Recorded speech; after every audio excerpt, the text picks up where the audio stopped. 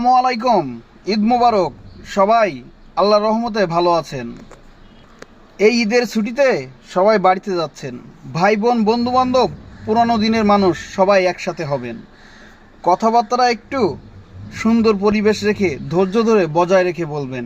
যত পারেন কথা কম বলবেন, কারণ অনেক সময় পিছনের কথা উঠতে উঠতে নানান খুঁটিনাটি কথা বলতে বলতে কিলাকিলি ঘুষাঘুষিও লেগে যেতে পারে।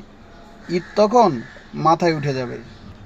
ধৈর্য আর ইমান বাঁচাতে পারে আপনার কত যে কথা, বেশি কথায় লেগে যায় অবশেষে প্রাণে ব্যথা। সবার ঈদ হোক শুভকামনা। সাবধান যাওয়া আসার পথে, ধৈর্য হারাবেন না। একটু ভুল সারা জীবনের মাসুল। জার্নিতে অবুঝ শিশু বাচ্চাদেরকে কোনোভাবে কষ্ট দিবেন না। তাই আনন্দ ভাগ হয়, ব্যথা কিন্তু কেউ ভাগ নেয় না ভাই।